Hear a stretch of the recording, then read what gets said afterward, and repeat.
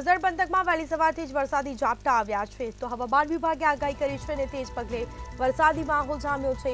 આટકોટ પાંચવડા સહિતના વિસ્તારોમાં વરસાદી ઝાપટા આવ્યા। ઝાપટાને લઈને રસ્તા પર પાણી ફરી વળ્યા છે। તો વહેલી સવારથી જ વરસાદી માહોલ જામ્યો છે। ધોધમાર વરસાદ પડે તેવી આશા ખેડૂતોએ રાખી અને વરસાદી માહોલ જોવા મળ્યો છે। ધોધમાર વરસાદ ની હવામાન વિભાગે આગાહી કરી છે અને તે જ પગલે વરસાદી માહોલ જામ્યો છે।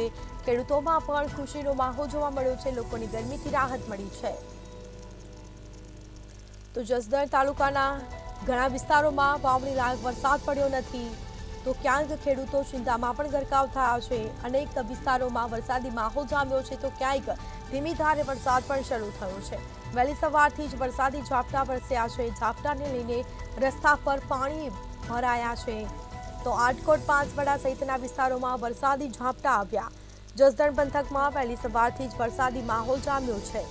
હવામાન વિભાગે આગાહી કરી છે અને તે જ મુજબ વરસાદી માહોલ જોવા મળ્યો છે।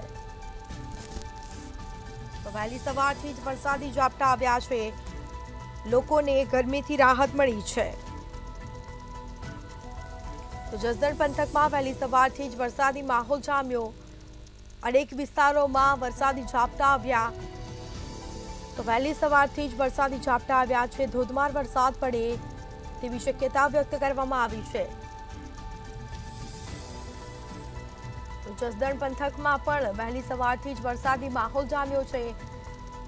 એકાએક વાતાવરણમાં પલટો આવ્યો છે। વાદળછાયું વાતાવરણ જોવા મળ્યું છે અને વરસાદી માહોલ જામ્યો છે।